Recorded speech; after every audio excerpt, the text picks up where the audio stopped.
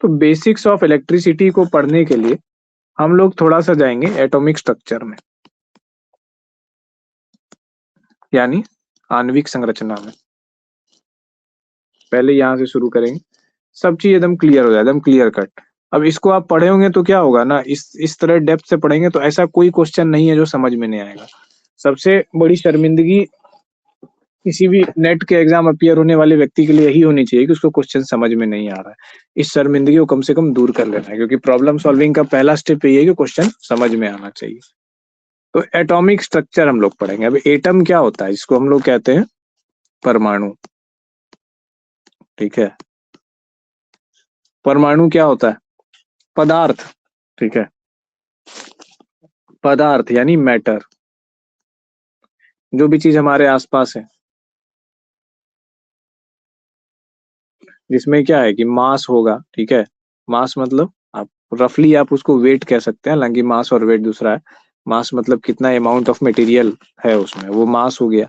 जिसमें मास होगा और क्या होगा, जिसमें वॉल्यूम होगा। मास वॉल्यूम तो पता है ना सबको, इतना तो फिजिक्स पता होगा। नहीं पता है तो बोलिए, फिर बताएंगे हम। नहीं पता है सर। मास मतलब क्या हो गया, जैसे वजन समझ लीजिए इसको मोटे तौर पे। हालांकि ये डिफरेंट होता है, लेकिन हम लोग साइकोलॉजी के लिए साइंस पढ़ रहे हैं तो इतना ही जानना काफी है। वॉल्यूम का मतलब होता है आयतन। जैसे आपका वजन होगा 50 kilo, 55 kilo, 60 kilo, 65 kilo, 90 kilo, है ना, 120 किलो, 250 किलो, कुछ भी हो सकता है। तो ऐसे करके जो है ये वजन हो गया। तो कितना आपके अंदर जो है ना मटेरियल भरा हुआ है आपकी बॉडी में, या किसी भी चीज के बॉडी में, तो वो उसका मास हो गया। और वॉल्यूम मतलब हो गया कितना जगह वो छेका हुआ है। तो जैसे मान लीजिए कि इतना इतनी बड़ी एक गेंद है, ठीक है। दो गेंदे हैं ऐसे करके। अब एक गेंद जो है ये आयरन की बनी हुई है, आयरन का सिंबल होता है Fe, ठीक है।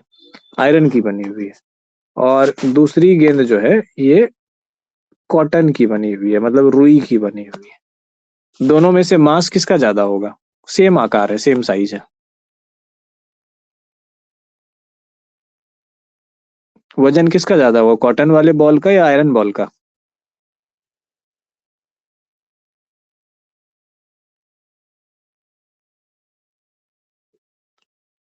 क्या हो, कोई नहीं जवाब दे रहा। फिर से बोले, नहीं समझे। दो सेम आकार का बॉल है, ठीक है। दो गेंदे हैं, दो बॉल है जो कि सेम साइज का है। और एक बॉल लोहे का बना हुआ है और एक बॉल रुई का बना हुआ है, वजन किसका ज्यादा होगा? लोहे का सर। लोहे वाले बॉल का। लेकिन दोनों का आकार तो बराबर है, जगह तो दोनों बराबर छेक रहा है। कॉटन तो बहुत हल्का होता है सर, वो रुई होता है ना, इसी कारण से। हाँ, ठीक है। लेकिन आकार जो दोनों का है, दोनों का आकार क्या है, सेम है ना। तो आयतन जो होता है उसको वॉल्यूम कहते हैं, इसको वी से डिनोट करते हैं। और मास जो होता है उसको वजन हो गया, इसको एम से डिनोट करते हैं। अब देखना क्या है कि एम और वी क्या है। तो ये दोनों जो बॉल थे, दोनों में क्या था, वी इक्वल था। V1 = V2, यानी कि बॉल वन का जो है वॉल्यूम बॉल टू के बराबर, दोनों का साइज बराबर था। लेकिन क्या मास बराबर था, नहीं। M1 ≠ M2। तो दोनों का मास क्या है, इक्वल नहीं था। तो इससे क्या पता चल रहा है कि अगर दो चीज का साइज बराबर हो तो कोई जरूरी नहीं है कि दोनों का मास बराबर हो, ठीक है। अब इसी के विपरीत ले लेते हैं, दूसरा केस देखते हैं।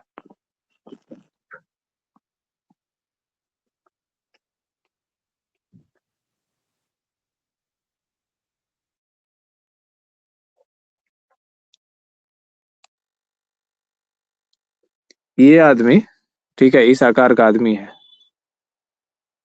इतनी बड़ी सी एक बोरी उठा करके ले जा रहा है।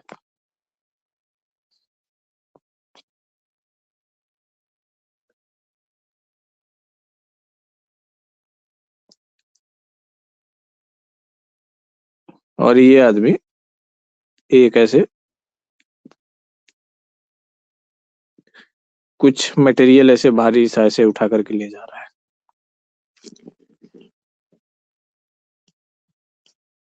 इसका वजन है 20 kg, इसका भी वजन है 20 kg।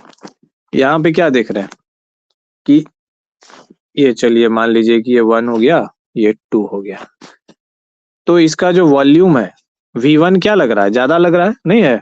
V1 V2 दोनों का वॉल्यूम, ये छोटा सा चीज है हाथ में और ये बड़ा सा चीज है, तो V1 not equal to V2।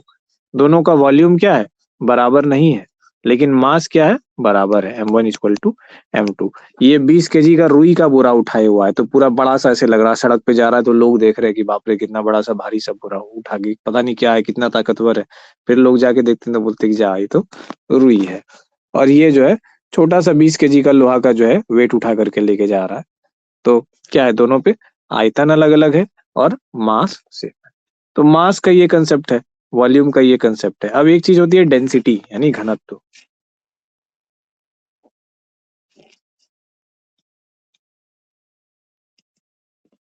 Density बराबर होता है मास डिवाइडेड बाय वॉल्यूम, ठीक है।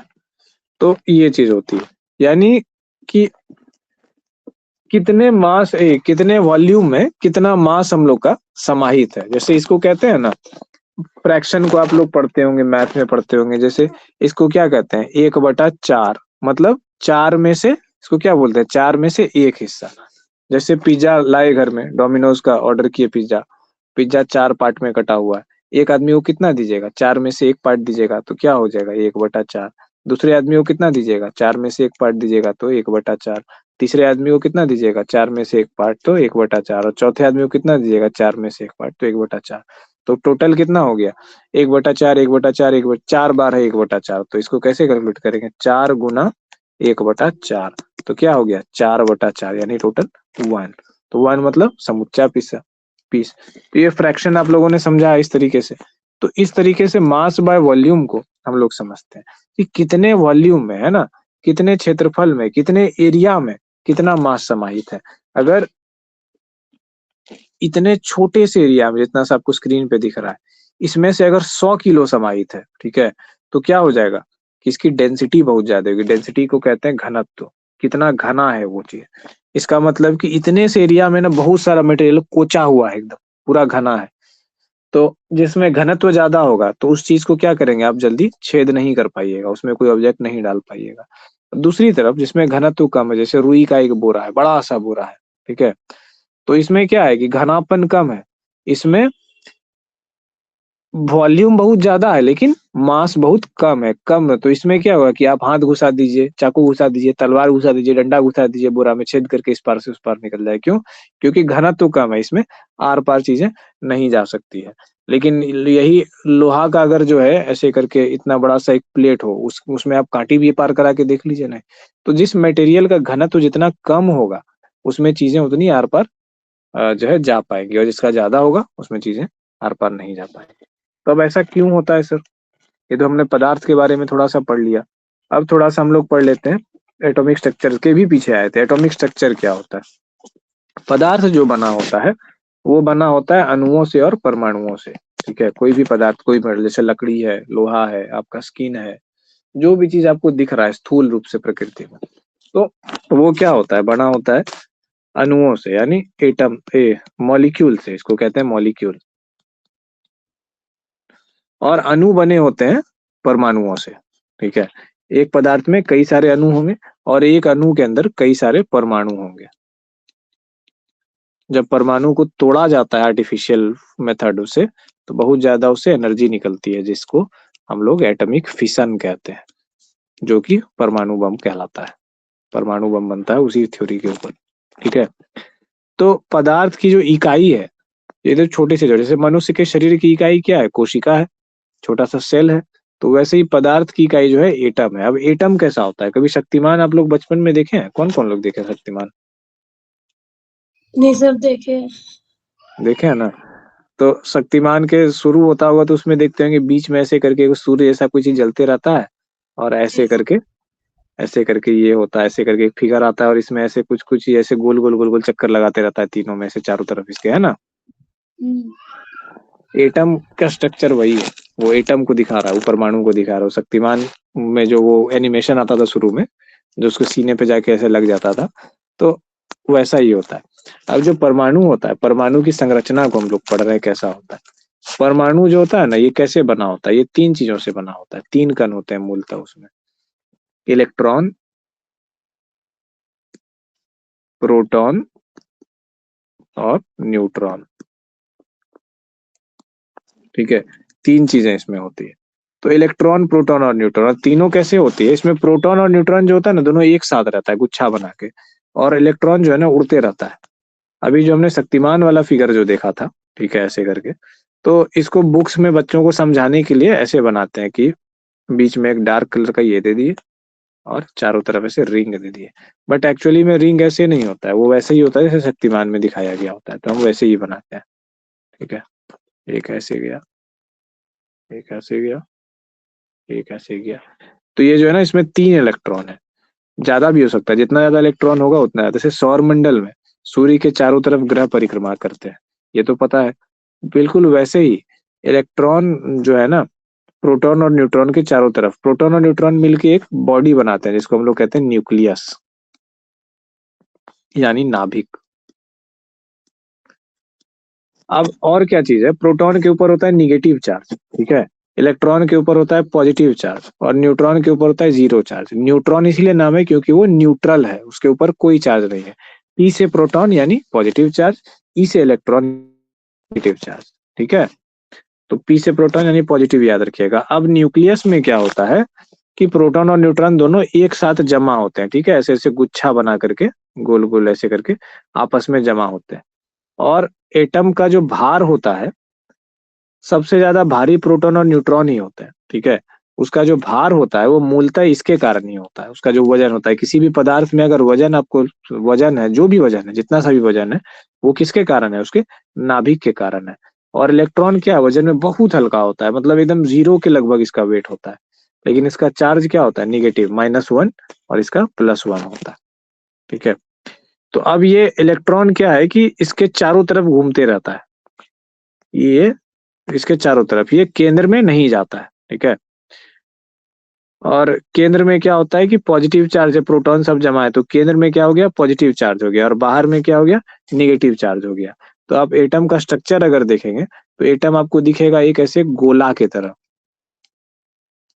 जैसे रसकदम, आप लोग, एक मिठाई होता है, खाए हैं रसकदम? ऊपर से वो पेड़ा वाला वो चीज रहता है, खोआ, जी और सर। अंदर अंदर में रसगुल्ला होता है। तो एटम को वैसे ही समझिए कि अंदर का जो रसगुल्ला है ना, वो क्या है? पॉजिटिवली चार्ज होता है, और बाहर का जो पेड़ा वाला जो खोल जैसा है, वो क्या है? वो निगेटिवली चार्ज है। नहीं सर, उसको तो बालूशाही बोलते हैं ना, रस कदम थोड़ी बोलते हैं। बालूशाही तो टिकरी होता होता है ना शायद। हाँ सर, उसको रस कदम ही बोलते हैं यहाँ तो सर। हाँ, तो ऐसे करके इमेजिन किया, या फिर कोई फल आप इमेजिन कर सकते हैं। तो अभी देखिए क्या होता है ना, कि अगर हम एक एटम को जूम करते हैं, ठीक है, जूम इन करते हैं, इतना बड़ा जूम करते हैं कि सोचते हैं कि रियल में कैसा हो, तो आपका जो हाथ में पेन होगा, जो आपका रूम होगा जिसमें आप बैठे होंगे, और सोचिए कि रूम के सेंटर में आप बैठे हैं, आपके हाथ में एक पेन है, तो पेन का जो नोक है ना, छोटा सा बॉल जो है, वो हो गया आपका न्यूक्लियस।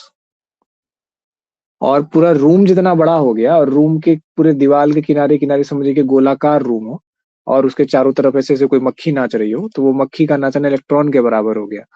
दूर से आप देखेंगे तो क्या लगेगा कि बहुत बड़ा है एटम, लेकिन नजदीक आप जाएंगे तो पता चलेगा कि 90% ऑफ स्पेस एटम के अंदर का खाली है।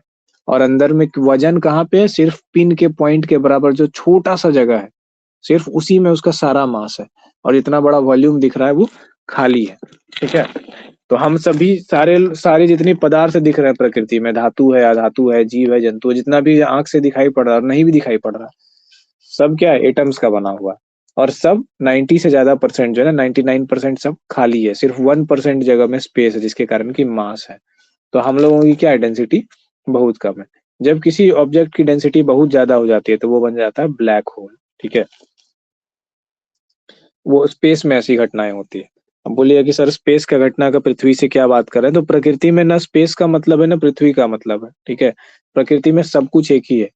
जिस जिस मटेरियल का स्टार बना हुआ है, प्लेनेट बना हुआ है, माउंटेन बना हुआ है, उसी मटेरियल और उसी कार्बन और हाइड्रोजन नाइट्रोजन के आप भी बने हुए हैं।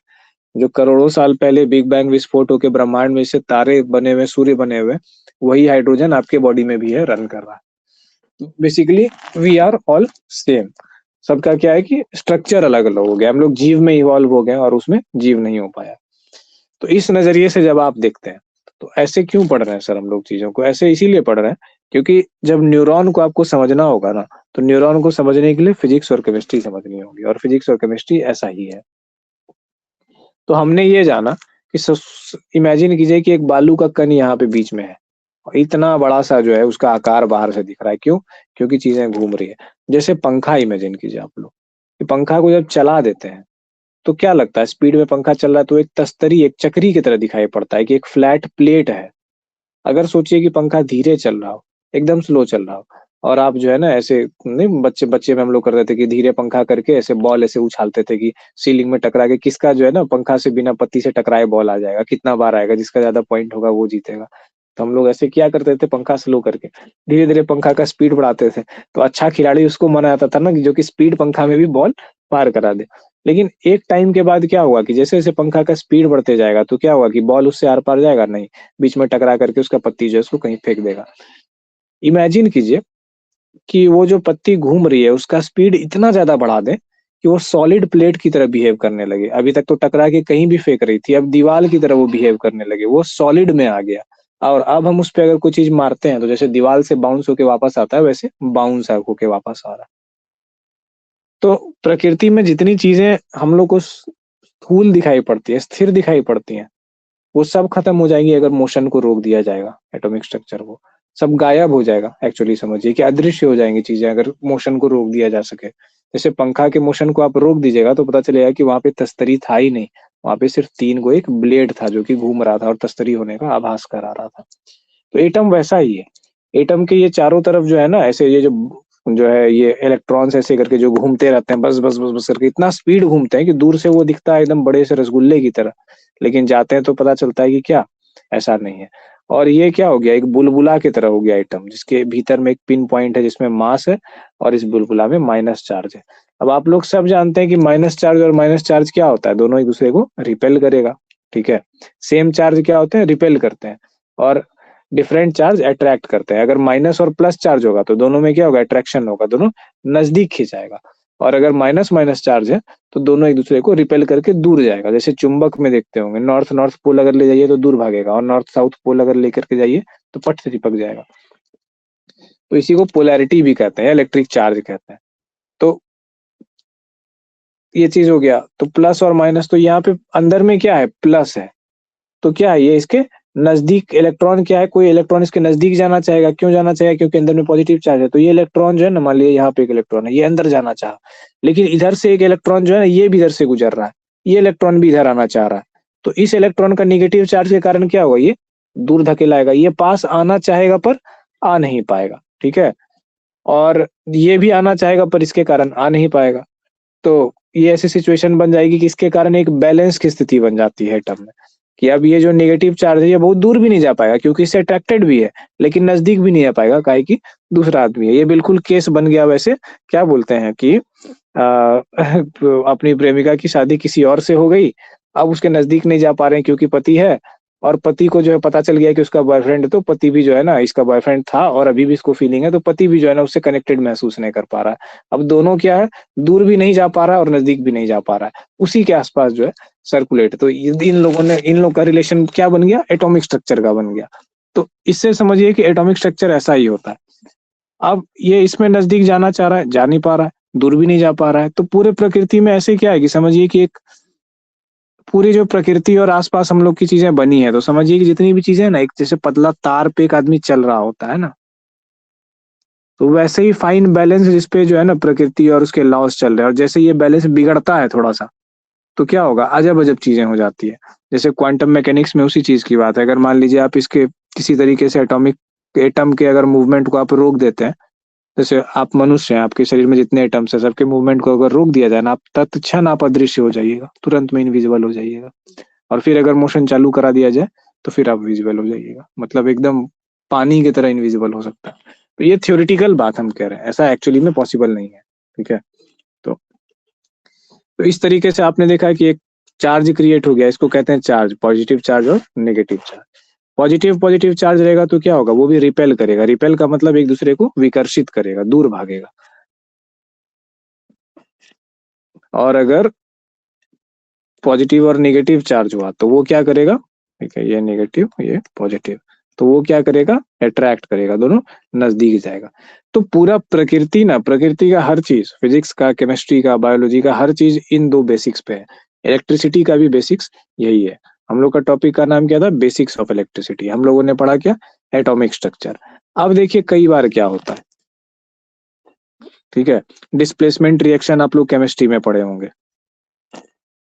अब देखिए एक एटम को देखते हैं हम लोग, ठीक है, किसी भी एटम में क्या होता है, इलेक्ट्रॉन की संख्या प्रोटॉन की संख्या के बराबर होती है। अब इसको समझिएगा, इसको एकदम याद रखिएगा। किसी भी एटम में, परमाणु में, तो इलेक्ट्रॉन की संख्या क्या होती है, प्रोटॉन की संख्या, मतलब जितना माइनस उसमें उतना प्लस है। तो माइनस प्लस जब बराबर हो जाएगा तो क्या हो जाएगा, जीरो। तो इसीलिए कोई भी एटम क्या होता है, इलेक्ट्रिकली न्यूट्रल होता है। न्यूट्रल का मतलब उसके ऊपर नेट चार्ज कुछ नहीं है, क्योंकि जितना इलेक्ट्रॉन है उतना प्रोटॉन है, जितना प्रोटॉन है उतना इलेक्ट्रॉन उससे आकर्षित है, सब चक्कर लगा रहा है आसपास। तो ऐसी चीजें हो गई, क्लियर है। तो इलेक्ट्रॉन बराबर प्रोटॉन है। लेकिन क्या हो, इमेजिन किया जाए कि इसका एक इलेक्ट्रॉन निकाल दिया जाए, तो क्या होगा, देखते हैं वो केस। ये अंदर में 7 प्रोटॉन है और बाहर में 7 इलेक्ट्रॉन है मान लीजिए, ठीक है। हम समझाने के लिए केवल बता रहे हैं, फिजिकली 1 2 3 4 5 6 और 7, ठीक है। 7 इलेक्ट्रॉन हो गया, 7 प्रोटॉन हो गया। तो इलेक्ट्रॉन बराबर प्रोटॉन हो गया, तो ये क्या हो गया, इलेक्ट्रिकली न्यूट्रल हो गया ये एटम। तो ये एटम जब इलेक्ट्रिकली न्यूट्रल हो गया, तो ये तो ना तो पॉजिटिव हुआ ना तो निगेटिव हुआ। तो कोई पॉजिटिव या निगेटिव कुछ भी इसके आसपास आए तो कुछ होगा, कुछ नहीं होगा, अपना स्थिर पड़ा रहेगा। जैसे नमक के ऊपर, नमक को आप प्लेट पे ऐसे बिछा दीजिए और उसके ऊपर मैग्नेट ऊपर से लेके जाइए, क्या होगा, कुछ नहीं होगा। लेकिन अगर नमक में किसी ने पॉइजन मिलाया हुआ है, ठीक है, आयरन बेस्ड एक पॉइजन होता है कुछ वैसे करके, वो सॉल्ट में मिल जाता है और सॉल्ट सॉल्ट का स्वाद चेंज नहीं होता है। उसके ऊपर आप नमक ऐसे डालिएगा तो सॉल्ट नमक में चिपक गया। तो इससे डिटेक्ट कर लिया जाता है कि नमक में पॉइजन मिलाया गया है कि नहीं। तो आयरन बेस्ड अगर कोई केमिकल उसमें वैसा है, आयरन ऑक्साइड बेस्ड जो है कुछ रहता है पॉइजन, उसको नमक में मिलाने से पॉइजन बन जाता है। तो वैसे मैग्नेट से डिटेक्ट किया जाता है। तो ये चीज अगर आप, तो इसमें क्या कर रहे हैं कि ये न्यूट्रल है। अब अगर इसका एक इलेक्ट्रॉन निकाल दीजिए आप, ठीक है, इसको हम लोग बाहर कर दिए, ठीक है, मारे हथौड़ा निकल गया। तो अब क्या हो गया, अंदर 7 पॉजिटिव चार्ज हो गया और 6 नेगेटिव चार्ज हो गया। तो 6 नेगेटिव चार्ज 6 पॉजिटिव चार्ज को बैलेंस कर लिया, एक पॉजिटिव चार्ज क्या हो गया, एक्स्ट्रा रह गया। इसको ऐसे समझिए, 1 2 3 4 5 6 7, 7 प्रोटॉन हो गया, ठीक है, और 7 इलेक्ट्रॉन भी कितना होना चाहिए था, 7 होना चाहिए था, लेकिन एक को हमने निकाल दिया। तो अब कितना बचा, 6, 1 2 3 4 5 6, कटाइए, एक पॉजिटिव चार्ज एक नेगेटिव चार्ज, एक पॉजिटिव चार्ज एक नेगेटिव चार्ज, एक पॉजिटिव चार्ज एक नेगेटिव चार्ज, एक पॉजिटिव चार्ज एक नेगेटिव चार्ज, ठीक है, ऐसे करके। तो एक वो पॉजिटिव चार्ज लास्ट में हम लोग का बच गया। तो अब क्या हुआ कि बैलेंस खराब हो गया ना यहाँ पे एटम का। एटम का जो बैलेंस था कि इलेक्ट्रॉन बराबर प्रोटॉन, अब क्या हो गया, ये एटम जो है ना एक पॉजिटिवली चार्ज एटम हो गया। तो जो एटम, ठीक है, इलेक्ट्रिकली इम्बैलेंस्ड हो जाता है, इलेक्ट्रिकली मतलब इलेक्ट्रॉन के मामले में इलेक्ट्रिकली इम्बैलेंस, उसको हम लोग क्या कहते हैं, उसको हम लोग कहते हैं आयन, ठीक है। तो आयन क्या है, आयन वैसा एटम है जो इलेक्ट्रिकली इम्बैलेंस हो गया। अब तो हम लोगों ने यहाँ पे एक इलेक्ट्रॉन इससे बाहर निकाल लिया, तो हम लोगों ने क्या देखा कि एक पॉजिटिव चार्ज इसके ऊपर हो गया, क्योंकि एक प्रोटॉन अंदर बेसी था। अंदर का चीज प्रोटॉन कभी नहीं निकलता है, ठीक है। प्रोटॉन आप बढ़ा घटा नहीं सकते हैं, क्योंकि प्रोटॉन प्रोटॉन ही रहेगा, बढ़ा घटा सकते हैं इसको। यहाँ तक किसी को कोई दिक्कत हुई समझने में क्या, एनीवन? नहीं सर। ठीक है, चलिए। नहीं। तो अब जो है सेम केस में देखते हैं, ये आयन हो गया। तो ये कैसा आयन हो गया, इस आयन में एक प्रोटॉन ज्यादा था, तो ये पॉजिटिव चार्ज हो गया है, ठीक है, पॉजिटिव आयन, शॉर्ट में ऐसे लिखते हैं, पॉजिटिव प्लस वी करके, पॉजिटिव आयन। तो अब निगेटिव आयन कैसे बनता होगा सर, न्यूरॉन को समझने के लिए ना ये सब चीजें जरूरी है, इलेक्ट्रिसिटी को समझने, ये थोड़ा केमिस्ट्री में आता है आयन, एटॉमिक स्ट्रक्चर फिजिक्स में आता है, और फिर इसके बाद वोल्टेज पढ़ेंगे हम लोग जो कि फिजिक्स में आता है। तो शॉर्ट में हम आप लोगों को समझाने के लिए बता रहे हैं, यूट्यूब पे लंबा लंबा लेक्चर्स काफी मिल जाएगा। अब एक न्यूक्लियस है, न्यूक्लियस में क्या है, मान लीजिए 7 पॉजिटिव चार्ज है, ठीक है, 7 प्रोटॉन है, तो बाहर भी कितने होंगे, 7 होंगे इलेक्ट्रॉन। 1 2 3 4 5 6 7। अब इसको जो है ना एगो इलेक्ट्रॉन कहीं से, ठीक है, इलेक्ट्रॉन का सिंबल ई माइनस बी होता है, ठीक है, या 1 माइनस बी इसको लिखते हैं कई बार, या -1 ऐसे करके। तो ई माइनस मतलब इलेक्ट्रॉन और पी प्लस का मतलब होता है प्रोटॉन। तो प्रोटॉन तो कहीं जाएगा नहीं क्योंकि अंदर में होता है, जो बाहर की चीजें हुई। एक इलेक्ट्रॉन को ला करके हमने क्या किया, यहाँ पे स्थापित कर दिया नया इलेक्ट्रॉन, ठीक है। तो अब क्या हो गया, इलेक्ट्रॉन बराबर प्रोटॉन का बैलेंस खराब हो गया। क्या हो गया,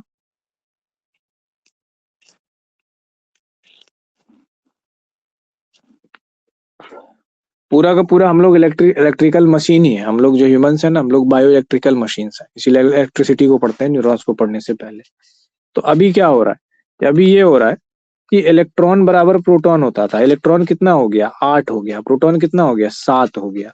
तो 7 प्रोटॉन 7 इलेक्ट्रॉन को कैंसिल कर देगा, बचेगा एक इलेक्ट्रॉन। एक इलेक्ट्रॉन के ऊपर चार्ज कितना, माइनस। तो ओवरऑल कितना हो गया, ये माइनस चार्ज हो गया इसके ऊपर। तो ये क्या हो गया, माइनस चार्ज हो गया, तो यह निगेटिव आयन हो गया, ठीक है। अब आयन का भी चार्ज का ये होता है, जैसे इसका ये निगेटिव आयन है तो इस पे कितना चार्ज है, इस पे -1 चार्ज है। ये वाला पॉजिटिव आयन है तो इस पे कितना चार्ज है, +1 चार्ज है। अगर इससे आप 2 इलेक्ट्रॉन निकाल दिए होते तो क्या होता, +2 चार्ज हो जाता। और अगर आप इसको 2 इलेक्ट्रॉन दे दिए होते, एक और इलेक्ट्रॉन इसको आप निगेटिव दे दिए होते मान लीजिए, ठीक है, एक और इलेक्ट्रॉन इसको दे दिया निगेटिव हमने, तो ये क्या हो गया कि ये -2 चार्ज हो गया, ठीक है। और ज्यादा जो है, तो इलेक्ट्रॉन जितना डालते जाएंगे, इलेक्ट्रॉन क्या है, निगेटिव चीज है, ठीक है। तो जितना ज्यादा डालते जाएंगे उतना निगेटिव चार्ज चढ़ते जाएगा, और इलेक्ट्रॉन जितना निकालते जाएंगे उतना ज्यादा पॉजिटिव चार्ज चढ़ते जाएगा। तो इस तरीके से क्या हो गया कि चीजें निगेटिव और पॉजिटिव चार्ज हो गई। अब समझिए कि इलेक्ट्रिसिटी क्या होता है। मान लीजिए कि एक लोहा का रॉड है, ठीक है, बैटरी में यही प्रिंसिपल यूज होता है। ये पॉजिटिव चार्ज है, ठीक है, और यहाँ पे बहुत सारा इलेक्ट्रॉन घूम रहा है ऐसे हवा में, ये निगेटिव चार्ज है। तो ये क्या होगा, ये पॉजिटिव चार्ज, यहाँ पे रॉड धसा हुआ है, ये इलेक्ट्रॉन हवा में बहुत सारा घूम रहा है। तो इस निगेटिव चार्ज, निगेटिव क्या होता है, पॉजिटिव के प्रति अट्रैक्ट होता है, तो ये लोग कहाँ जाएगा, पहुंच जाएगा वहां, ठीक है। ये प्लस चार्ज क्या बोलेगा, तो जो है राजस्थान वाले ऐड की तरह, पधारो हमारे देश, और इलेक्ट्रॉन जो है एकदम दौड़ के चला जाएगा, बोलेगा लो मैं आ गया, एकदम ऐसे वाले पूरे एनर्जी में आ करके यहाँ पे पूरा चिपक गया इलेक्ट्रॉन। अब एक चीज देखिएगा, कितना इलेक्ट्रॉन चिपकेगा सर, पॉजिटिव चार्ज बोले कि निगेटिव के पास जाता है, लेकिन कब तक जाता है, तब तक और उतना ही जाता है जितना में सैचुरेट हो जाए। मतलब किसी के ऊपर पॉजिटिव चार्ज था, तो इसका मतलब क्या था, उसमें इलेक्ट्रॉन की कमी थी, तो कुछ इलेक्ट्रॉन की कमी होगी, मान लीजिए 4 इलेक्ट्रॉन की कमी होगी उसमें, ठीक है। तो 4 इलेक्ट्रॉन आ गया, तो अब क्या हो गया, ये न्यूट्रल हो गया। 4 इलेक्ट्रॉन आ गया तो 4 इलेक्ट्रॉन की कमी इसकी दूर हो गई, ये न्यूट्रल हो गया, तो अब टोटल चार्ज सिस्टम का क्या हो गया, 0 हो गया। अब इसके बाद इलेक्ट्रॉन यहाँ पे नहीं आएगा, ठीक है। तो जब सेटिस्फाई और सेचुरेट हो जाता है चार्ज, तब जा करके कोई भी जो है ना आयन मूव नहीं करता है। तो एटम क्या हो गया, क्या एटम मूवमेंट करता है करंट में, नहीं, आयन मूवमेंट करता है। और ये जो मूवमेंट ऑफ आयन है, ठीक है, इसी को हम लोग कहते हैं इलेक्ट्रिक करंट।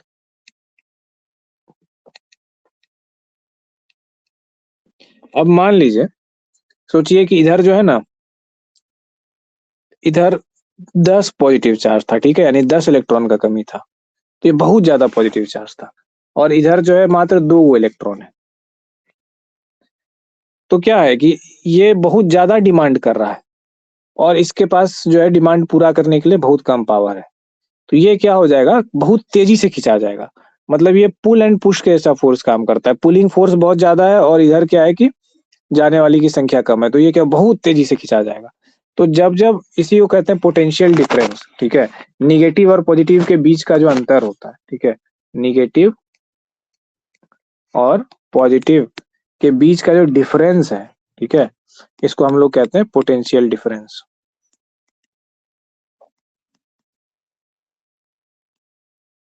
कि दोनों के बीच में कितना अंतर है, जितना ज्यादा अंतर होगा उतना तेजी से करंट दौड़ेगा, तो क्या होगा, आकर्षण का बल उतना तेजी से खींचेगा, और जितना कम अंतर होगा उतने धीरे धीरे आएगा, ठीक है। तो बस ऐसे लालच वाला हिसाब है। तो जितना ज्यादा आकर्षण उतना तेजी से खिंचाव हो रहा है, तो उतनी तेजी से खिंचाव हो रहा है तो क्या आ रहा है, काफी तेजी से बह रहा है। तेजी से बहने का क्या मतलब, जैसे पाइप है एक, मान लीजिए कि आपके पास एक पानी की पाइप है, ऐसे करके, ठीक है? इसमें पानी तेजी से बह रहा है। तेजी से बहने का क्या मतलब है कि 1 सेकंड में बहुत ज़्यादा पानी आ जाएगा। मान लीजिए कि पूरा फुल पावर में एकदम पानी आ रहा है, तो क्या होगा कि 1 सेकंड में हो सकता है आपका जो है एक मग भरा जाए। और जब क्या होगा कि बहुत धीरे पानी आएगा, करंट क्या होगा, पानी का जो धार है, करंट मतलब होता है धार, पानी का धार बहुत धीरे आएगा, तो 1 गिलास भरने में हो सकता है 5 मिनट लग जाए। तो ये धार किस पे डिपेंड करेगा? डिपेंड करेगा पानी की ऊँचाई पे। अगर पानी बहुत ऊँचा से आप नीचा जगह पे ला रहे हैं, तो पूरा तेज़ी से आएगा। जितना ज़्यादा ऊँचाई होगा, उतना तेज़ी से पानी आएगा। आता है कि नहीं? तो वैसे ही करंट का सिस्टम है, जितना ज़्यादा गैप होगा पोटेंशियल में, इलेक्ट्रिक पोटेंशियल में, मतलब प्लस चार्ज और नेगेटिव चार्ज जो 2 अलग-अलग चीज़ें हैं, दोनों के पॉजिटिव और नेगेटिव चार्ज में जितना ज़्यादा अंतर होगा, आकर्षण उतना जोर होगा और उतना ज़्यादा करंट दौड़ेगा। तो उसी को कहते हैं हम लोग करंट। करंट का मात्रक होता है एम्पीयर, ठीक है? और वोल्टेज यानी जो गैप है ना, इसको गैप को कहते हैं वोल्टेज, ठीक है? तो आप लोग सुने होंगे हाई वोल्टेज करंट मार दिया। तो इंसान के शरीर में जो है ना, इंसान का शरीर क्या है, विद्युत का सुचालक है। हम लोग एक तांबा की तार की तरह हम लोग करंट को ये करते हैं। लेकिन हर एक तार का एक क्षमता होता है। आप लोग फ्यूज देखते होंगे, बोर्ड में लगा होता है ना, सबके बोर्ड में एक फ्यूज वायर होता है। तो फ्यूज वायर जो होता है, फ्यूज वायर में क्या होता है कि एक पतला सा तार होता है। वो पतला सा तार क्यों होता है? कुछ लोग बेवकूफ़ी क्या करते हैं, जिनका फ्यूज बार-बार जल जाता है, तो उकता करके उसमें मोटा वाला तार ला करके लगा देते हैं। तो उससे बड़ा जो है ना बैल बुद्धि दुनिया में कोई नहीं है। समझिए कि उसने फिजिक्स बिल्कुल नहीं पढ़ा है, स्कूल लेवल तक का भी उसको साइंस नहीं पता है, कि बार-बार फ्यूज़ जल रहा है तो क्या कर रहा है ये? उसको क्या करना था, बार-बार अगर फ्यूज़ जल रहा है तो स्टेबलाइज़र लगाना है सिस्टम में, ठीक है? ना कि जो है कि आपको जा करके जो है फ्यूज़ में वायर ही चेंज कर देना है। तो उसका नतीजा क्या होता है ऐसा होशियार बनने का? नतीजा यही होता है कि फिर आपका जो महँगा डिवाइस है, फ्रिज है, वॉशिंग मशीन है, 25-30 हज़ार, 40 हज़ार का जो भी सामान है, वो फूक जाएगा आराम से। तो क्यों ऐसा होता है? फ्यूज़ वायर में एक पतला तार होता है। वो इतना पतला तार होता है कि उससे अगर ज़्यादा वैल्यू ऑफ करंट, मान लीजिए कि कभी वोल्टेज बढ़ गया, वोल्टेज मतलब पॉजिटिव और नेगेटिव के बीच का अंतर। तो 220 वोल्टेज पे हम लोग के घर में बिजली आता है। मतलब जो इलेक्ट्रिकल पावर ग्रिड है, वो क्या करता है कि 2 पोल बना करके रखता है अपने वहाँ पे, ठीक है? एक पोल में जो है 220 इलेक्ट्रॉन माइनस मतलब 220 इलेक्ट्रॉन की कमी रहती है और एक पोल में क्या होता है 220 इलेक्ट्रॉन की अधिकता रहती है। ठीक है? ऐसे ऐसे समझिए इसको, मतलब समझाने के लिए कर रहे हैं। एग्ज़ैक्टली साइंटिफिक इंजीनियरिंग व्यू से ऐसा नहीं है, पर समझाने के लिए। और दोनों के बीच में क्या होता है, तार जाता है, ठीक है? एक तार है जो कि आपके घर, गली, मोहल्ले में आया है और ये भी तार ऐसे करके आया है। आप क्या कीजिएगा, इसमें और इसमें दोनों में अपना लगाइएगा बिजली का तार और घर में से कीजिएगा। तो ये क्या हो रहा है कि यहाँ 220 इलेक्ट्रॉन है और यहाँ 220 नेगेटिव चार्ज है, मतलब इलेक्ट्रॉन ज़्यादा है और यहाँ पॉजिटिव है, यहाँ कमी है। तो ये जो कमी है, ये कैसे पूरी होगी? ये इस ग्रिड से निकल के आपके घर में जाएगा, आपके घर से होते हुए दूसरे तार के माध्यम से इस ग्रिड तक पहुँचेगा, ठीक है? तो इस तरीके से सर्किट हो जाएगा पूरा। तो और इस बीच में आपका जो-जो उपयोग है बिजली-विजली में, वो सब चीज़ में खर्च होगा। तो बिजली का यही सिस्टम है। सेल में या हम लोग के बॉडी में या फिर बाहर, अंतर क्या होता है? वोल्टेज का अंतर हो जाता है। क्योंकि आप लोग सुने होंगे कि जैसे ईयरफ़ोन का तार है मान लीजिए, कभी सोचे हैं कि अगर बल्ब जलाना हो हमको ईयरफ़ोन के तार से, तो आप लोग को हँसी आएगा कि सर ईयरफ़ोन का तार इतना पतला होता है, आप उससे बल्ब जलाइएगा तो फूँकिए जाएगा, जलिए जाएगा। क्यों जल जाएगा? इसीलिए जल जाएगा क्योंकि हर एक मटेरियल का एक क्षमता है करंट पास हो जाने का। अगर उसमें हद से ज़्यादा आप करंट पास कर दीजिएगा तो क्या हो जाएगा, वो गर्म होकर के गल जाता है। वैसे ही हम लोग की बॉडी है, हम लोग की बॉडी का एक क्षमता है करंट पास करने का। उससे ज़्यादा लेवल ऑफ करंट अगर बॉडी को पास कर देंगे तो हम लोग को झटका लगेगा। हम लोग का जो करंट का जो सर्किट है, हम लोग के अंदर जो बिजली का तार है, वो क्या हो जाएगा? फ्राई हो जाएगा। और हम लोग के अंदर बिजली का तार क्या है? Neurons, nerves. यही जो हम लोग देखते हैं। और क्या, हम लोग के बिजली के तार के ऊपर कोटिंग भी है। जैसे बिजली का तार के ऊपर आप लोग देखते हैं रबड़ का या प्लास्टिक का कोटिंग होता है, वैसे ही ऐसे करके कोटिंग भी है, फैट का कोटिंग है, ताकि बिजली का तार दूसरे बिजली के तार से लग करके शॉर्ट सर्किट ना हो जाए। न्यूरॉन का स्ट्रक्चर ऐसे ही देखे हैं ना आप लोग। तो हम लोग के शरीर की जो वायरिंग है, वो क्या है? नर्व्स है, न्यूरॉन है, वो तार है। और उस तार से कौन-सा करंट जा रहा है? आयन जो है जा रहा है, यहाँ से वहाँ, यहाँ से वहाँ, वो सिग्नल भेज रहा है। आयन जो है करंट को प्रोड्यूस कर रहा है। उसी करंट का वैल्यू से हम लोग क्या कर रहे हैं, चाहे न्यूरोट्रांसमीटर हो, चाहे हार्मोन का कंड ये चीज़ हो, चाहे मसल हो, चाहे बिल्डिंग हो, चाहे ग्रोथ हो, शरीर की जितनी चीज़ें चल रही है, वो क्या हो रही है? इसी इलेक्ट्रिसिटी पे। जब आप मर जाते हैं तो क्या होता है? यही इलेक्ट्रिसिटी आपके अंदर से खत्म हो जाती है, न्यूरॉन्स फायर करना बंद कर देता है। आमतौर पे मृत्यु को सब लोग देखते हैं कि दिल धड़कना बंद कर दिया है ना, सांस लेना बंद कर दिया, बट एक्चुअल चीज क्या है कि आपका न्यूरॉन्स फायर करना बंद हो जाता है। जैसे कई बार आप लोग देखते हैं कि ब्रेन डेड कुछ व्यक्ति कहलाता है, तो उसके लिए बड़ी दिक्कत हो जाती है कि अब ब्रेन डेड हो गया, ब्रेन डेड हो गया तो वो आदमी का ब्रेन खत्म हो गया, लेकिन बॉडी पड़ा हुआ है, सांस ले रहा है या हार्ट बीट चल रहा है, तो वो आदमी क्या हो गया, बेकार हो गया, वो as equal to as death हो डेड हो गया। वो जो ब्रेन डेड हो गया, अब उसके सारे नर्व्स जो है ना वो फ्राई अप हो गए, लेकिन समहाउ जो है जो बेसिक कुछ चीजें हैं लाइक जिन नर्व से हार्ट बीट चलता था, ये वो चीजें चल रही है। तो अब कोई व्यक्ति अगर ब्रेन डेड हो गया तो ये बड़ा द्वंद वाला स्थिति होता है कि इसका क्या किया जाए। ये जीवित है नहीं और जीवित होगा भी नहीं कभी, और ये ठीक भी नहीं होगा कभी। तो अब क्या किया जाए, इसको मरने छोड़ दिया जाए, मार दिया जाए, या फिर जब तक जीता है इसको जीने दिया जाए, और ऐसे जीने का भी क्या मतलब है। ये एक ऐसा स्टेट है समझिए। तो हम लोग क्या देखें कि इलेक्ट्रिसिटी एटॉमिक स्ट्रक्चर से लेकर के हम लोग पोटेंशियल डिफरेंस को समझे और पॉजिटिव और नेगेटिव करंट को समझे। तो अब पोटेंशियल डिफरेंस में क्या होता है, कोई भी करंट क्यों फ्लो कर रहा है, पोटेंशियल डिफरेंस के कारण कोई भी इलेक्ट्रॉन या कोई भी आयन क्यों मूव कर रहा है, इसीलिए क्योंकि पोटेंशियल डिफरेंस है। पोटेंशियल का मतलब इलेक्ट्रिक चार्ज का डिफरेंस है, ठीक है, इलेक्ट्रिक पावर का डिफरेंस है। नर्व में भी वही होता है, ठीक है, एक साइड जो होता है नेगेटिव चार्ज होता है, एक साइड पॉजिटिव चार्ज होता है। अब इस पोटेंशियल डिफरेंस के कारण क्या होता है ना, इसके अंदर छोटे छोटे आयन्स होते हैं, ठीक है, कोई पॉजिटिव चार्ज आयन है, कोई निगेटिव चार्ज आयन है। तो अब इस साइड, अगर ये साइड मान लीजिए कि इसका पॉजिटिव है, तो इधर कौन सा आयन सब आएगा, सारा निगेटिव चार्ज वाला जो आयन है वो क्या होगा, इधर की तरफ दौड़ेगा, दौड़ेगा कि नहीं, लॉजिकल बात है। और इस साइड मान लीजिए कि इसका नेगेटिव है, तो सारा क्या होगा, पॉजिटिव चार्ज आयन क्या होगा, वो इस साइड दौड़ेगा। निगेटिव निगेटिव निगेटिव को क्या करता है, रिपेल करता है, यानी विकर्षित करता है, दूर भगाता है। तो इसके कारण यहाँ पे निगेटिव है, तो निगेटिव यहाँ रह नहीं पाएगा, ये जाएगा इधर पॉजिटिव के साइड, पॉजिटिव जाएगा निगेटिव के साइड। तो इस तरीके से हम लोग के ब्रेन में क्या होता है, न्यूरोकेमिकल्स हम लोग जो खाते पीते हैं सब पच करके ब्रेक डाउन होकर के छोटे छोटे आयंस में कन्वर्ट होता है, और वही आयंस ब्लड स्ट्रीम के माध्यम से नर्व्स में पहुंचते हैं, फिर न्यूरॉन्स में जाते हैं, न्यूरॉन्स में यहाँ वहां घूमते फिरते। तो इस तरीके से चीजें होती है। अब अगर किसी किसी का ऐसे शौक होता है, ठीक है, जैसे मेरा शौक है कि हमको मतलब बचपन से मेरी इच्छा थी कि हमको बहुत फास्ट रिफ्लेक्स का आदमी बनना है। रिफ्लेक्स क्या चीज होती है, स्पाइडरमैन देखे हैं, कुछ गिरता है तो सट से ऐसे उठा लेता है, मतलब वो इतना फास्ट होगा कि उसको आप इमेजिन नहीं कर सकते। तो मतलब स्पाइडरमैन देखने से पहले ही बच्चों का कुछ कुछ शौक होता है, तो वो शौक मेरा बड़े तक रह गया कि मेरा रिफ्लेक्स जो है फास्ट करना है। तो हम ऐसे खेल खेल में ना, ऐसे खेल खेलते थे, एक्सरसाइजेस करते थे, तो मेरा रिफ्लेक्सेस कुछ हद तक फास्ट हो गया। जब कभी कुछ वैसा हुआ तो जो है जैसे स्पाइडरमैन का ट्रेड हो, कुछ गिरा ऐसे करके फट से लपक लिया, तो वैसा कभी कुछ हो गया। तो चूंकि हमको खेलने में भी मजा आता था, फिर हैबिट हो गया, तो कुछ लोगों ने मतलब फ्रेंड सर्किल में या नजदीक के लोग जो जानते थे, तो वो लोग कहे भाई इसका स्पाइडरमैन की तरह एकदम स्पीड, बहुत तेजी से जो है क्विक एकदम रिफ्लेक्स है। तो रिफ्लेक्स क्या हो सकता है, ट्रेन हो सकता है। अब रिफ्लेक्स ट्रेन करने के पीछे का एक साइंस भी है।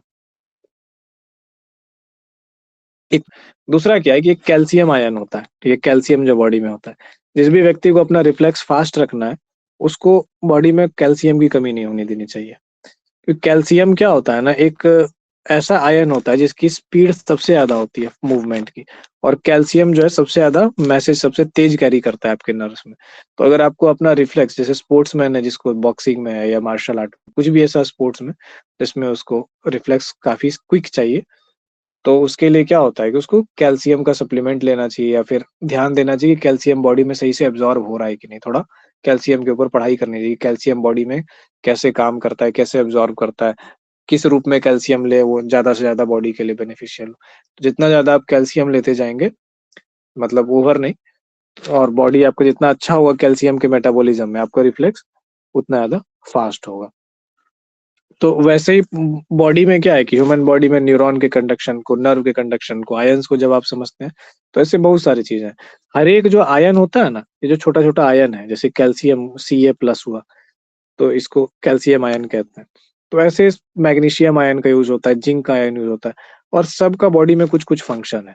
तो जब न्यूरॉन लेवल पे हम लोग न्यूरो को पढ़ते हैं, जब ऐसे फंक्शंस को समझते हैं, तो हम लोग क्या करते हैं, एकदम रूट बेसिक लेवल पे पहुंच रहे हैं उस सेल में, कि उस सेल में उस आयन का क्या क्या काम है, क्या क्या फंक्शन है। तो उसको समझने के बाद उस हिसाब से आप अपने आप को एज ए ऑर्गेनिज्म भी डेवलप कर सकते हैं, जो कि आमतौर पे किसी आदमी के लिए कल्पना से परे लगेगा। वो सोचेगा कि नहीं, ये तो गॉड गिफ्टेड है, ये तो जेनेटिक होता है, ये तो अपने आप होता है, किसी में नहीं। किसी भी ह्यूमन को कुछ भी बनाया जा सकता है अगर उसको प्रॉपर उसकी स्टडी की जाए, क्योंकि सारी चीज क्या चलते हैं, साइंस पर, फिजिक्स केमिस्ट्री के लॉ पर ही बेस्ड होता है। तो जैसे ड्रग्स भी जो है, ड्रग्स मतलब दवाई, ठीक है, वो नशा वाला ड्रग्स नहीं।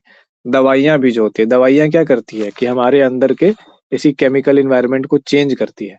कुछ केमिकल इम्बैलेंस हो गया तो उसको बैलेंस करके जो मॉलिक्यूल्स होगा वो कोशिश करेगा कि उसको पहले जैसा वापस कर दे। तो मेडिसिन जो है वैसे ही काम करती है।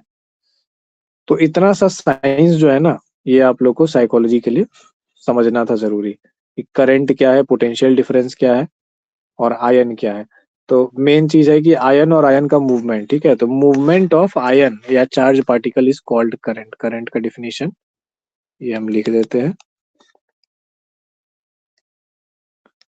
मूवमेंट ऑफ आयंस और charge particle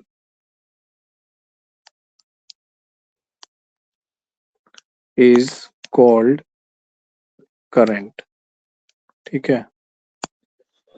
potential difference, short में इसको पीडी लिख रहे हो, ठीक है। इसी को वोल्टेज भी कहा जाता है। ये बटा में देंगे तो कंफ्यूज तो नहीं ना हो जाइएगा, ठीक है। वोल्टेज, वोल्टेज का मतलब क्या है, डिफरेंस बिटवीन या गैप बिटवीन,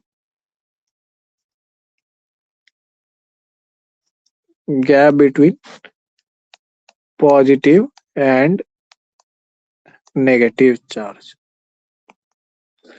तो चलिए, शॉर्ट में हम लोग न्यूरो का टॉपिक पढ़ने के लिए जो बेसिक्स था वो हम लोग क्लियर कर लिया। अब आगे जब न्यूरो पढ़ाएंगे तो आप लोग को आसानी से समझ में आएगा, क्योंकि आप लोग फिजिक्स और केमिस्ट्री के दृष्टिकोण से देख पाएंगे। एक छोटा सा चीज और देख लीजिए, बैटरी, इसको लिख लिए आप लोग? नहीं सर, लिख रहे हैं। बैटरी, इन्वर्टर के बैटरी में क्या होता है, एगो पॉजिटिव साइड होता है, ठीक है, और एगो नेगेटिव साइड होता है। एक को एनोड कहते हैं, एक को कैथोड कहते हैं। उसको याद रखना आप लोग के लिए जरूरी नहीं है, इसीलिए हम कंफ्यूज करने के लिए नहीं बनाएंगे, ठीक है। एनायन और कैटायन और एनोड कैथोड में लोग नए नए में बहुत बार कंफ्यूज हो जाते हैं। आप लोग केवल पॉजिटिव नेगेटिव समझिए। अब इसके अंदर एक घोल भरा हुआ है। इन्वर्टर में का जो बैटरी होता है उसमें आप लोग देखें कि पानी भरा जाता है ना। जी। तो तो वो जो होता है बैटरी में क्या होता है, उस बैटरी के अंदर जब आप पानी भरते हैं, जैसे ये निगेटिव है, ठीक है, ये पॉजिटिव है, तो ये क्या होगा कि वो पानी थोड़ा सा एसिडिक होता है। तो एसिड के कारण क्या होता है, ये जो इसका निगेटिव जो चार्ज, मतलब ये जो मेटल है, इसका थोड़ा थोड़ा नेगेटिव चार्ज इलेक्ट्रॉन इसमें आ जाता है, ठीक है। तो जब इसमें आ जाएगा तो क्या हो जाएगा कि ये किस तरफ जाएगा, ये जाएगा इधर की तरफ, ठीक है, पॉजिटिव चार्ज की तरफ जाएगा। तो फ्लो ऑफ चार्ज हुआ, फ्लो ऑफ चार्ज को क्या कहते हैं हम लोग, करंट। तो करंट पैदा होगा। तो जब जब इलेक्ट्रिक, इसको क्या होता है, बैटरी में क्या होता है कि जब बिजली आती है, तो बिजली आई इसमें, तो बिजली आने से क्या हो गया कि जैसे मान लीजिए कि इधर बिजली आई, ठीक है, तो बिजली आई तो ये वाला पोर्शन क्या हो गया, और निगेटिव हो गया, और निगेटिव हो गया, और नेगेटिव चार्ज छोड़ा। तो क्या हो गया कि सब इसका निगेटिव जो है ना, निगेटिव चार्ज को पूरा छोड़ दिया इसमें लिक्विड में, और ये सारा निगेटिव आयन जो है ना, ये चल आके चला गया पॉजिटिव पे आके चिपक गया। अब जैसे लाइट कट जाएगा, ये है ना, लाइट इधर से कट गया, तो अब क्या हो गया, ये ज्यादा निगेटिव है, ये कम निगेटिव है, तो ये पलट गया पोलैरिटी, ये पॉजिटिव हो गया, ये निगेटिव हो गया, तो फिर इलेक्ट्रॉन इधर से उधर जाएगा, तो करंट का फ्लो हो जाएगा। तो इन्वर्टर ऐसे ही काम करता है। जब लाइट आती है तो क्या होता है, इसके कारण इसका सारा आयन इधर चला आता है, फिर लाइट चली जाती है तो क्या होता है, वो इन्वर्ट हो जाता है करंट का डायरेक्शन, समझे, इसीलिए उसको इन्वर्टर कहते हैं।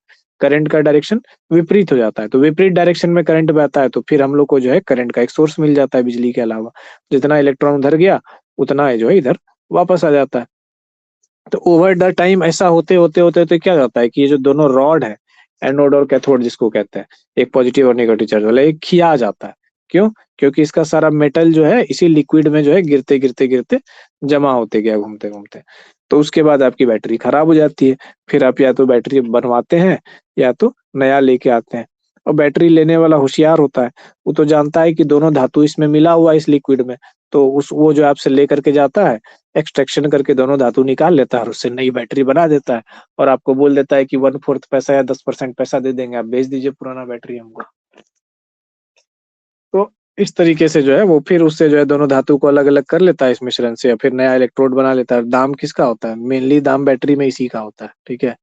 ये जो धातु की प्लेट्स होते हैं ना, ये महँगे होते हैं। कई सारे होते हैं, एक नहीं होता है। और लिक्विड का कुछ ये नहीं है, और चारों तरफ क्या होता है, एक सील ऐसे करके मोटा-सा प्लास्टिक का वो चैम्बर होता है। तो उठाए होंगे बैटरी को तो कितना भारी लगता है कि बाप रे! इतना भारी है। इतना भारी इसीलिए लगता है क्योंकि इसमें हेवी-हेवी मेटल के प्लेट्स होते हैं भीतर। तो बैटरी भी वैसे ही काम कर रहा है, करंट का फ्लो आप लोग देख रहे हैं। तो हम लोग का सेल जो है ना बेसिकली एक बैटरी की तरह काम करता है। सेल के अंदर भी 70% हिस्से में वाटर ही रहता है, और बाहर सेल का जो छिलका है उसको मेम्ब्रेन कहते हैं। सेल, ठीक है? कोशिका झिल्ली कहते हैं। अंदर में समझिए कि गाढ़ा-गाढ़ा जेल टाइप का पानी भरा हुआ जैसे फेस वॉश होता है, भीतर में एक न्यूक्लियस होता है, और ये जो है ना, ये जो छिलका है, इस छिलके में छोटे-छोटे छेद होते हैं। और इस छेद के अंदर से जो है ना वो पॉजिटिव और नेगेटिव चार्ज जो है ये अंदर बाहर होते होते हैं। तो इसके अंदर क्या है, पोटेंशियल क्रिएट होता है और बाहर भी पोटेंशियल क्रिएट होता है सेल के अंदर।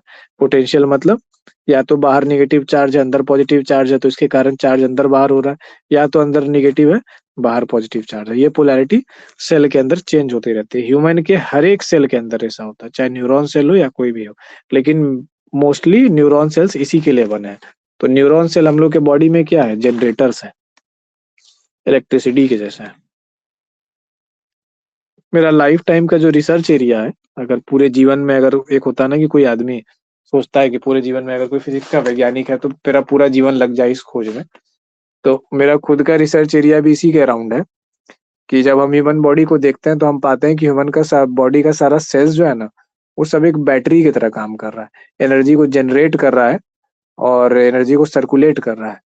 फिर जब हमने ब्रेन का स्ट्रक्चर पढ़ा और इलेक्ट्रॉनिक्स का थोड़ा बहुत हमको आइडिया भी है, तो हमको ब्रेन एक एंटीना की तरह दिखाई दिया, ठीक है? उसका कोई भी एंटीना का परफेक्ट शेप क्या हो सकता है पता है? राउंड। जो एंटीना का जो शेप होगा वो गोलाकार होगा, परफेक्ट शेप एंटीना का होगा। हम लोग का ब्रेन गोलाकार है। एंटीना का सबसे अच्छा प्लेसमेंट कहाँ होता है? टॉप पे। हम लोग का हेड के ऊपर जो है ब्रेन है, जो कि टॉप पे प्लेसमेंट है। एंटीना का सरफेस एरिया बड़ा होना चाहिए, ब्रेन का सरफेस एरिया बड़ा है, इसी कारण से उसमें जो है ना ऐसे ऐसे आप देखते हैं कि सिकुड़न सिकुड़न जैसा वो चीज बना हुआ है। उसके बाद एंटीना के पास आयन का फ्लो ज्यादा होना चाहिए, ब्रेन में सबसे ज्यादा आयन का फ्लो होता है। तो इससे देख करके हमको एक रफली आइडिया लगता है, मतलब अभी उसको रिसर्च तो नहीं कह सकते हैं, कि ह्यूमन बॉडी जो है ना एक बैटरी का काम करती है और ब्रेन जो है एक एंटीना रेडियो का काम करता है, जो कि चीजों को रिसीव करता है और चीजों को सेंड करता है। और इसके पीछे की कुछ एक चीजें हैं, जैसे कि मान लीजिए कभी ऐसा हुआ कि हम कोई गाना मन में सोच रहे हैं, गुनगुना रहे हैं, और बगल वाला वो गाना गा दिया। कैसे? अगर मैं सिग्नल उसके पास नहीं गया, हम दोनों ने बात नहीं किया, गाना के ऊपर चर्चा नहीं किया, तो कैसे ऐसा हो गया? हम किसी को याद कर रहे थे, उसका कॉल आ गया, वो भी उस वक्त मेरे बारे में सोच रहा था। तो अगर कम्युनिकेशन, वायरलेस कम्युनिकेशन नहीं है दो ब्रेन्स के बीच में, तो ऐसा कैसे हो रहा है? और अगर ऐसा नहीं है तो फिर पूरा बॉडी का एक-एक सेल बैटरी क्यों बना पड़ा हुआ है? वो क्यों पावर कर रहा है ब्रेन को, और ब्रेन पूरे बॉडी का 80 टू 90% एनर्जी क्यों ले रहा है बैठे-बैठे?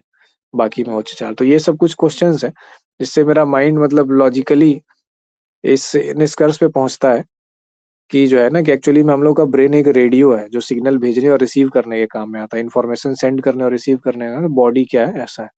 ये क्या हाइपोथेसिस है, इसको एक्सपेरिमेंटल वे में कैसे इसको बनाया जाए, कैसे रिसर्च किया जाए, कैसे वो किया जाए, ये हमको अभी पता नहीं है, वो पता चलेगा कभी भविष्य में जा करके। लॉजिकल वे में वो चीज़ है। तो इसीलिए क्या है कि हम लोग ना ब्रेन को ऐसे इलेक्ट्रिसिटी के वे में पढ़ेंगे, फिर अब न्यूरॉन के वे में पढ़ेंगे और देखेंगे कि कैसे क्या है आगे। तो जब साइकोलॉजी हम लोग पढ़ेंगे तो हम लोग न्यूरो वाले पोर्शन को पढ़ेंगे, ठीक है?